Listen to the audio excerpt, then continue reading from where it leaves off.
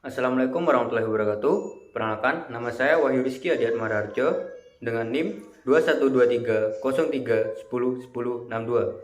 Di sini saya akan sedikit menjelaskan tentang sistem respirasi pada manusia. Definisi yang pertama yaitu sistem respirasi, yaitu sistem yang memiliki fungsi utama memperoleh oksigen dari atmosfer untuk digunakan oleh sel tubuh dan mengeluarkan karbon dioksida yang diproduksi oleh sel. Fungsi dari sistem respirasi ini sendiri yaitu mengambil oksigen yang kemudian dibawa oleh darah ke seluruh tubuh untuk mengadakan metabolisme. Kemudian yang kedua, mengeluarkan karbon dioksida yang terjadi sebagai sisa dari metabolisme, kemudian dibawa oleh darah ke paru-paru untuk dibuang. Kemudian yang ketiga yaitu fungsinya yaitu non-respiratorik. Baik, pada selanjutnya yaitu ada fisiologi saluran pernapasan. Pada sistem respirasi terdapat dua zona, yaitu zona konduksi dan zona respirasi. Dari zona konduksi itu sendiri terdiri dari kavum-nasi, faring, laring, trakea, bronkus, dan bronkiolus. Kemudian yang terakhir bronkiolus terminalis.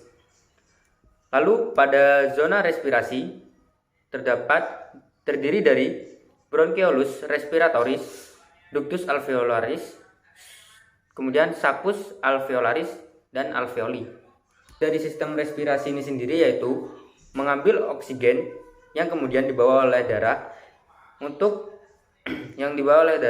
ke seluruh tubuh untuk mengadakan metabolisme. Kemudian yang kedua, mengeluarkan karbon dioksida yang terjadi sebagai sisa dari metabolisme, kemudian dibawa oleh darah ke paru-paru untuk dibuang. Kemudian yang ketiga yaitu fungsinya yaitu non-respiratorik. Baik, pada selanjutnya yaitu ada fisiologi saluran pernapasan. Pada sistem respirasi terdapat dua zona, yaitu zona konduksi dan zona respirasi. Dari zona konduksi itu sendiri terdiri dari kavum-nasi, faring, laring, trakea, bronkus, dan bronkiolus. Kemudian yang terakhir bronkiolus terminalis. Lalu pada zona respirasi terdiri dari bronkiolus respiratoris, ductus alveolaris, kemudian saccus alveolaris, dan alveoli. Baik, di sini saya akan menjelaskan tentang apa itu zona konduksi dan zona respirasi pada sistem pernapasan manusia. Baik, yang pertama ada zona konduksi. Apa sih itu zona konduksi? Zona konduksi ini berperan sebagai saluran tempat lewatnya udara pernapasan serta membersihkan, melembabkan, dan menyamakan suhu pernapasan dengan suhu tubuh. Dan juga sebagai pembentukan suara. Terdiri dari hidung, faring, trakea, bronkus, serta bronkiolus terminalis. Baik, pada zona konduksi ini ada bagian yang bernama kavum-nasi, yaitu rongga yang dimulai pada nostril apertura nasalis anterior atau juga nares anterior dan berakhir pada nares posterior. Terbagi menjadi dua oleh septum nasi yang terletak pada linea mediana. Kemudian yang kedua ada faring, merupakan bagian belakang dari rongga hidung dan rongga mulut. Pada faring terdiri dari nasofaring, yaitu bagian yang berbatasan dengan rongga hidung. Kemudian orofaring, bagian yang berbatasan dengan rongga mulut. Kemudian ada juga laringofaring. Kemudian ada juga laringofaring, yaitu bagian yang berbatasan dengan laring, di mana pada bagian faring ini terjadi pemisahan antara makanan dan udara terjadi dan juga merupakan sebagai penyalur.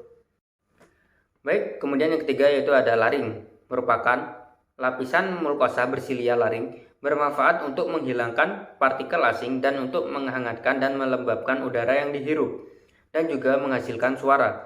Pada laring ini terdiri dari epiglottis yang tersusun dari tulang rawan yang elastis dengan sel-sel pipih dan silindris, juga berbatasan dengan trakea. Lalu ada supraglottis, vocal cord atau pita suara, merupakan bagian dari laring yang tersusun dari tulang rawan hialin yang berada di bawah epiglottis. Lalu ada glottis dan subglottis.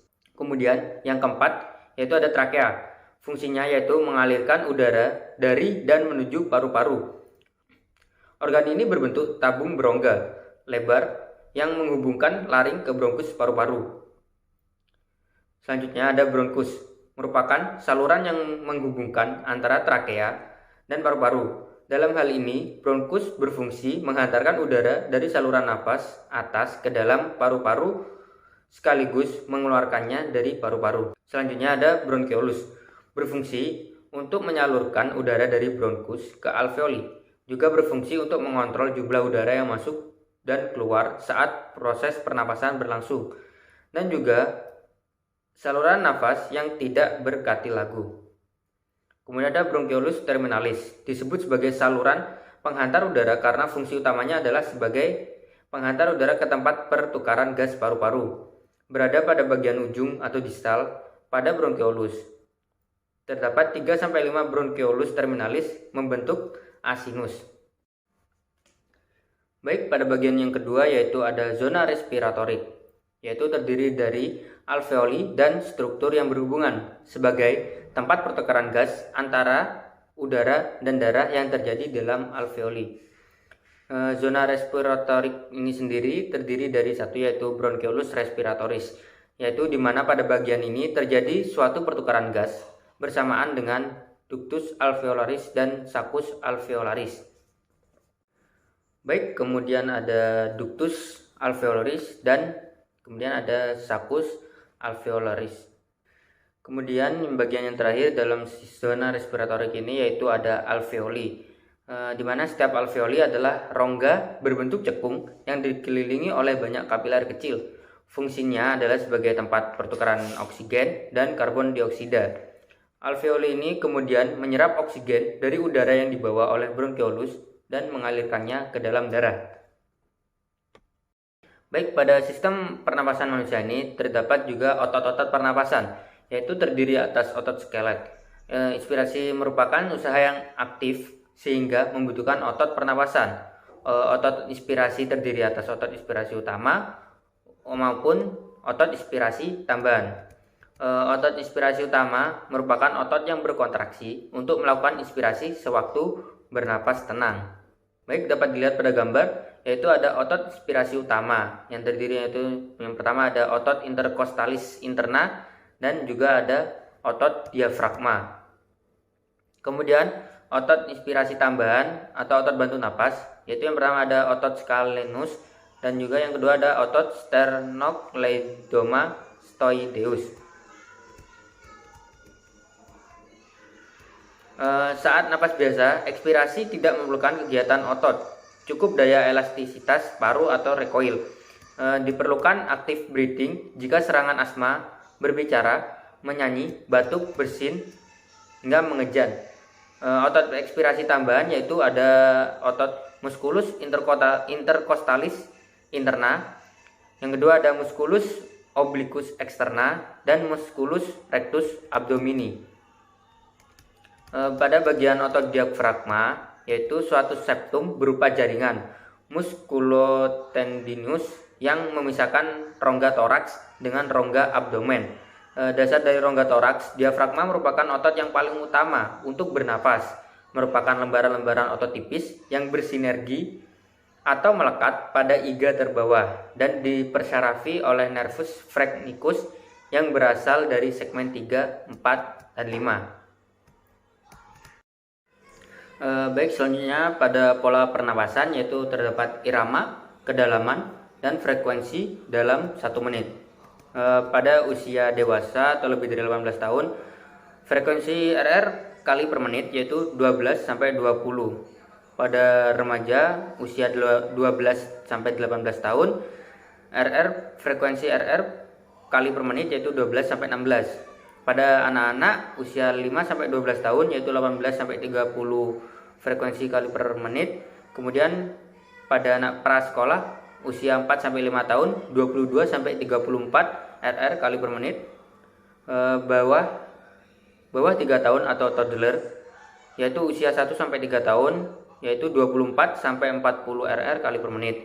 Pada bayi umur 1 bulan sampai 1 tahun 30-60 RR kali per menit. pada bayi yang baru lahir atau infant itu usia 0 sampai 1 bulan yaitu 40 sampai 60 RR kali per menit. Kemudian pada materi praktikum terdapat yaitu cara palpasi, yaitu palpasi seluruh area dada, nyeri tekan dan massa. Nyeri tekan interkosta terdapat pada daerah pleura yang mengalami inflamasi. Kemudian ada palpasi kesimetrisan ekspansi dinding dada kiri dan kanan. Untuk prosedur untuk anterior, yaitu yang pertama, ibu jari diletakkan sepanjang setiap margin kosta di bawah prosesus sifoid, sementara tangan terletak sepanjang sangkar iga lateral. Kemudian pasien diminta napas dalam. Kemudian yang ketiga, pemeriksaan mengamati gerakan ibu jari selama inspirasi dan ekspirasi. Untuk prosedur untuk posterior, yaitu yang pertama, ibu jari kedua lengan diletakkan di sekitar ketinggian iga ke-10 dengan jari-jari tangan yang memegang secara longgar dinding dada sebelah lateral. Kemudian yang kedua, pasien diminta napas dalam. Amati gerakan ibu jari selama inspirasi dan ekspirasi, yaitu jarak antara kedua ibu jari saling menjauh saat inspirasi dan rasakan luasnya serta kesimetrisannya. Kemudian yang ketiga ada palpasi taktil fremitus. Pada tahapan palpasi ini yaitu terdapat prosedur untuk anterior. Untuk anteriornya membandingkan fremitus suara kanan dan kiri dengan meletakkan kedua tangan di dada. Kemudian pasien diminta mengucapkan 99, 77. Rasakan getaran yang menjalar di tangan. Lakukan dengan menukar tangan kanan dan kiri di setiap area pemeriksaan taktil fremitus. Kemudian ada juga pada tahapan perkusi. Perkusi normal pada paru adalah resonan. Hiperresonan dapat terjadi pada emfisema atau pneumotoraks. Suara dulness dapat terjadi karena ada cairan atau jaringan padat di paru atau rongga pleura. Untuk hal yang perlu diperhatikan saat melakukan perkusi, yaitu yang pertama melakukan perkusi secara sistematis dari atas ke bawah membandingkan kanan dan kiri. Melakukan perkusi dalam daerah-daerah supraklavikula. Yang kemudian yang ketiga meminta pasien untuk mengangkat kedua tangan dan melakukan perkusi mulai dari ketiak. Baik, untuk yang keempat menentukan garis tepi hati. Kemudian yang terakhir melakukan perkusi untuk mencari batas paru dan hati lalu memberi tanda. Baik, mungkin sekian video pemaparan tentang sistem respirasi atau sistem pernapasan pada manusia. Kurang lebihnya mohon maaf. Terima kasih. Wassalamualaikum warahmatullahi wabarakatuh.